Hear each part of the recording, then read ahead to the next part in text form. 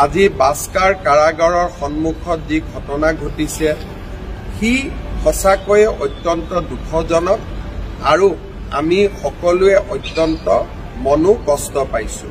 কাৰণ অসমৰ দৰে এখন সভ্য দেশত বা ভাৰতৰ দৰে এখন সভ্য দেশত ন্যায় প্ৰদানৰ প্ৰক্ৰিয়া সম্পূৰ্ণ কৰাৰ বাবে আদালতৰ ওপৰত আমি সদায় আমাৰ বিশ্বাস ৰাখিবই লাগিব। মহাত্মা গান্ধীৰ মৃত্যুৰ পিছতো ন্যায়ৰ প্ৰক্ৰিয়া হৈছিল আৰু নাথুৰাম গডছেক শাস্তি দিবলৈও কেতিয়াও ন্যায়ালয়ে এবছৰৰ পৰা 2 বছৰ সময় লৈছিল।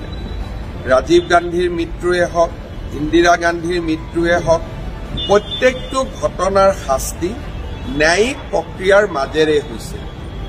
আজি ৰাজনৈতিক দলসমূহে ৰাইজক, সাধাৰণ ৰাইজক যি সঁচাই জুবিনক প্ৰাণ ভৰি ভাল পায়, জুবিনক প্ৰাণৰ শিল্পী, জুবিনক আপোন বুলি ভাবে, আমাৰ দৰে অসংখ্য যি জুবিনৰ অনুৰাগী তেওঁলোকক উত্তেজিত কৰাৰ বাবে যি প্ৰচেষ্টা, মই ভাবো যে ই সঁচাকৈয়ে অসমৰ স্বাৰ্থত নহয়, ই বহু দিনলৈ অসমক ক্ষতি কৰিব। CA আন্দোলনে যেনেকৈ অসমক বহু দিনলৈ ক্ষতি কৰিছিল, এই ব্যৱস্থাটোৱে অসমক বহু দিনলৈ ক্ষতি কৰিব।